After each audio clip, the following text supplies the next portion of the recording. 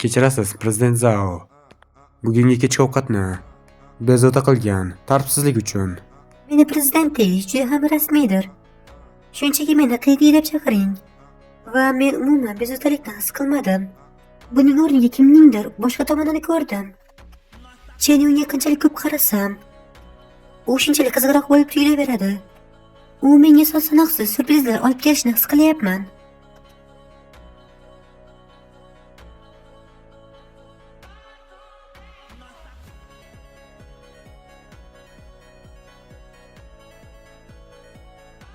Yuton, nega shunday kuchli yomg'irda soyabon olib ketmading?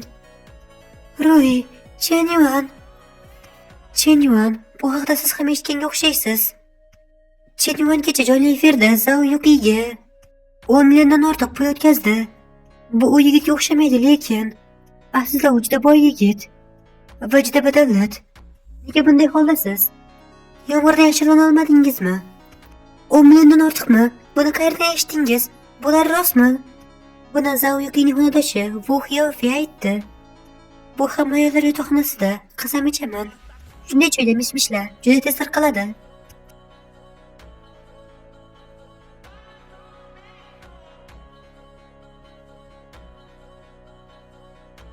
Chenyuan, yarim tunda kim aroqda yig'layapti.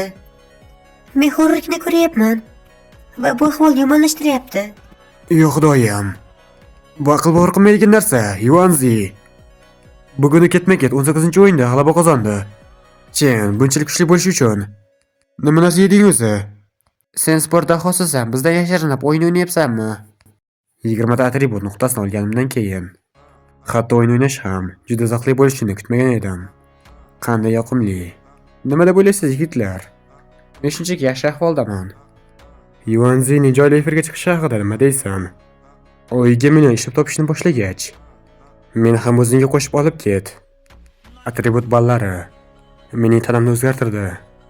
Mening figuram juda zo'r. Endi men o'zimni universitetning aktyori deb atayman. Mos emasmi? Shunday mukammal tana bilan qaysi baxtli ayol bundan rohat ko'radi deb men qiziqayapman. Qo'y Yuanzi, rakvinaga tushib ketdingmi? Qani bo'la qolchiq. Telefoning jiringlayapti. Xo'lali. Nega u juda kech qo'ng'iroq qilyapti? U meni boshqarish uchun qanday yangi taktikaga ega? Qo'y, senyor Xo'lali. Sizga mendan biror narsa kerakmi? Chenyuan, men nima qilishni bilmayapman.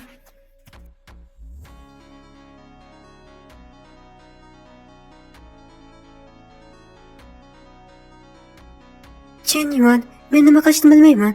Men sizdan faqat so'rashim mumkin xolos. Menga 500 ming yuan qarz bera olasizmi? Dadam qimor o'ynagani uchun ko'p qarzga botibdi. Birodar, iltimos menga biroz vaqt bering, 1-2 kun xolos.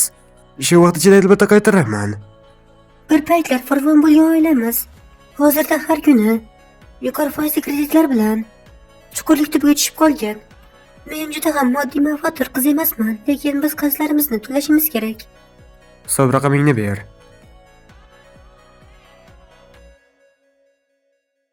Hozir 1 daqiqa 6 2 2 5 3 9 Mijoz, sizning hisobingizga 5 million yuan tushdi.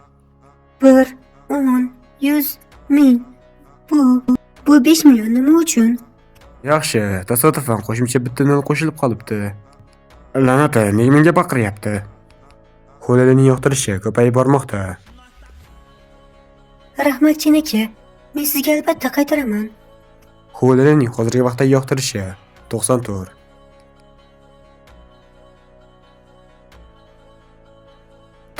Ball. Nimadir bo'ldimi? Bu g'alaba qozona olmaydimi? Shunchaki tan olishim kerakmi? Yo'q, o'z his-tuyg'ularini birinchi bo'lib oshkor qilgan kishi ko'pincha kamchilikka aylanadi. Birinchi bo'lib tan olgan kishi yutqazadi.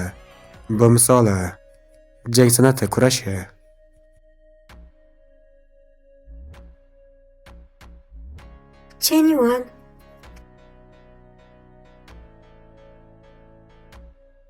Chenyuan, men siz uchun oshxonadan bulочка olib keldim. Keling birga darsga boramiz. Nimalar bo'lyapti? Quyosh g'arbdan chiqdimi? Li Shutong aslida Chen Yuanga nonushta olib keldimi?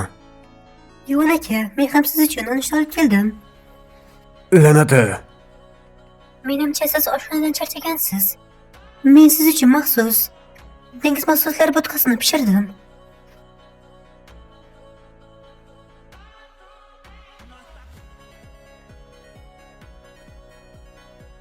Chen Yuan, Janursan, yana boshqasi keldi. Bu safar kim? Chen Yuan, men siz uchun mol go'shti lag'monini olib keldim. Zhao Yuqi, u bu yerga qachon keldi?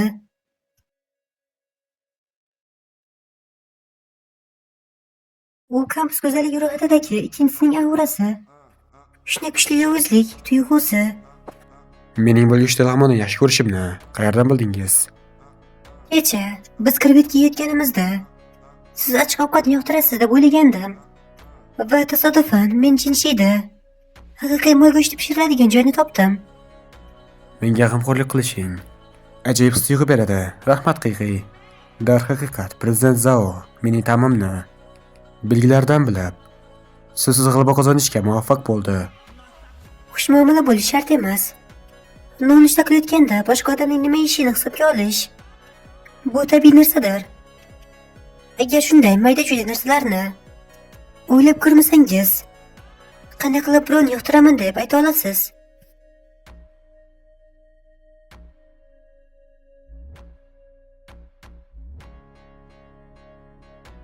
Darvoqe, men sizga o'z mentorchiligimni bildiradigan sovg'a ham bor. Bu yangi chiqqan iPhone 17 Pro Maxmi?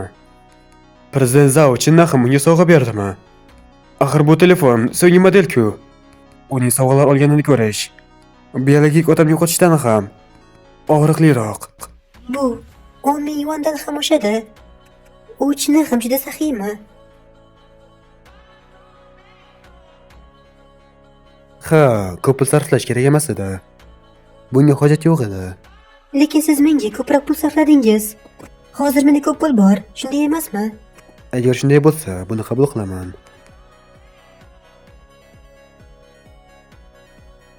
Chenimani qaytarib olish shunchalik qiyinmi? Bir necha kun va yana bir qiz Zhao Yuqi bor. Men xafa bo'ldim.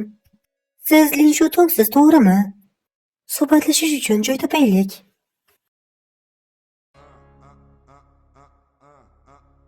Nimadir haqida gapirmang. Nima uchun siz bilan gaplashishim kerak? Bularning barchasi siz tufayli. Albatta. Keling, ittifoq tuzish haqida gapiraylik. Qanaqa ittifoq? Umumiy dushmanimiz Zhao Yuqi bilan kurashish uchun ittifoq tuzish.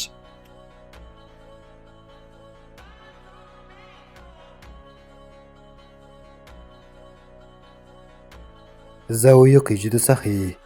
Aslida menga 10 ming yuandan oshiq bo'lgan qimmat telefon sovg'a qildi. Nimadir bo'ldimi? Telefonda nimadir xatomi? Yo'q, u juda yaxshi ishlaydi. Zhao Yuqining yoqtirishi 40 ball. Agar 40 ball bo'lmaganida, u ham menga o'xshab qolganmi deb o'ylab qolgan bo'lar edim. Chindan ham ma'buda murakkab usullar bilan o'ljani ovchi deb o'ylaydi.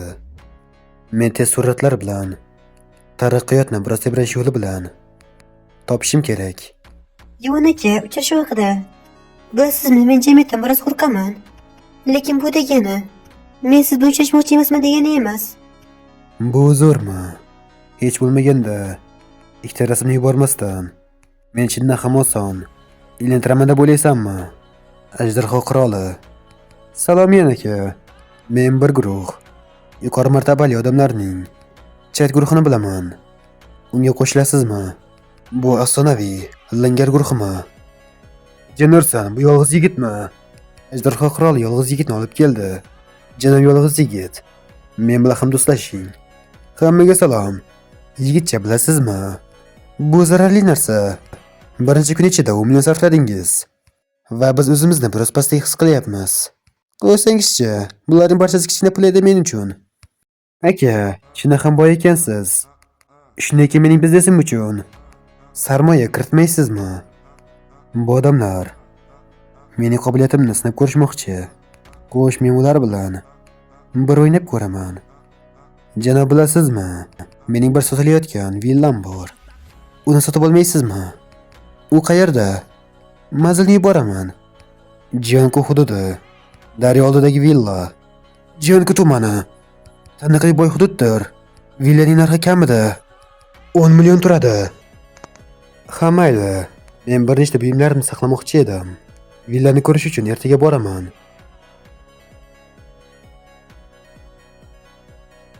Nima bo'ldi? Bu yigit chindan ham sotib olishni o'ylayotganga o'xshaydi. Noto'g'ri taxmin qilgan bo'lishingiz mumkinmi? Ajdaho shohi. U firibgar emas. Uning chindan ham puli bor. Haqiqiymi yoki soxtami? Buni tez orada bilib olamiz. Noto'g'ri taxmin qilgan bo'lsak, o'nlab millionlarni behuda sarflagan bo'lamiz. Agar to'g'ri bo'lsa, juda boy va ahmoq do'stga bo'lamiz. Sen unga manzilni yuborishing kerak va biz u haqida ko'proq ma'lumotni topamiz. Binosi 66. Janglu akademiyasi. 8-joy. Janglu tumani. Qiziq, unga villa bersam, men qanchalik manfaatdor bo'lar edim?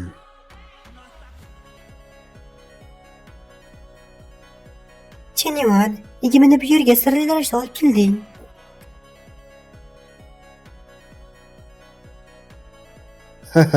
Bu janob Yuan bo'lishi kerak. Xush kelibsiz. Siz juda ham mehribonsiz. Janob Yan oddiy ko'rinadi, lekin uning ayol hamrohi g'ayrioddiy temperamentga ega. U qandaydir yashirin oilaning a'zosi bo'lishi mumkinmi? Bugungi muzokaralar yaxshi o'tmasa kerak. Men Ho Yuan qiyoman. Shunchaki kichik biznes bilan shug'ullanaman. Yaqinda moliyaviy aylanma muammolari tufayli men istamay bu villani sotishga qaror qildim. Iltimos, ikkalangiz ham kiring. Janob, iltimos bir ko'ring. Ushbu villaning umumiy qurish maydoni 500 kvadrat metrni tashkil qiladi. Hovuzning maydoni 2000 kvadrat metrni tashkil qiladi. Mashhur dizayner tomonidan ishlab chiqilgan va bezatilgan, Italiyadan olib kelingan, buyurtma asosida tayyorlangan mebellar. Va bu yerga qarang, daryo oqadi, ulug'vor manzaralar. Ajoyib emasmi, Feng Shui? Agar pul kerak bo'lmaganida o'zimni shu yerda dafn qilgan bo'lar edim. Chenyuan uy sotib olayotgan bo'lishi mumkinmi? Bu hashamatli saroy 10 million turadi. Ha, joylashuvi yaxshi. Siz kuch sarflashingiz shart emas. Faqat ayting, qancha? Janob Yan, men buni sizdan yashirmayman. Menga zudlik bilan pul kerak bo'lsa ham, siz kelishingizdan oldin bu yerga bir nechta guruhlar qiziqish bildirishgan. Bu uy uchun so'ragan narxim 50 million. Muzokaralar uchun joy qoldirib, men yuqoriroq narx taklif qilaman.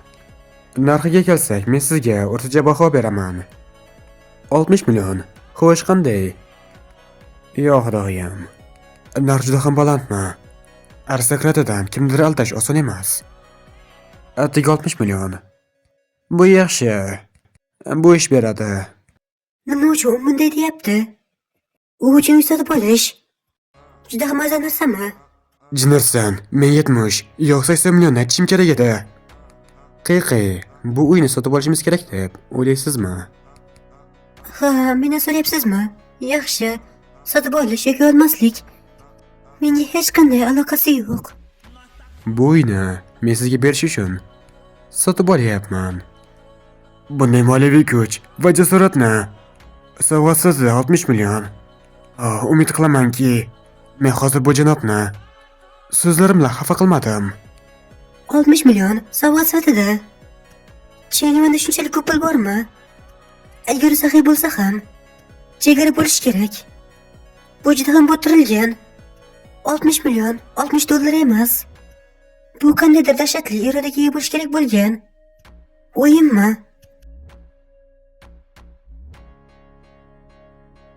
Ha, bu yaxshi emas. Men buni qabul qila olmayman. Qiy, men sizga tushuntiraman. Yaqinda uy-joy cheklovlari mavjud edi va men o'z nomim ostida ko'p mulkka egaman. Men birini sizning nomingizga o'tkazmoqchi edim va bundan tashqari men ham sizga uy beraman degan umidda edim.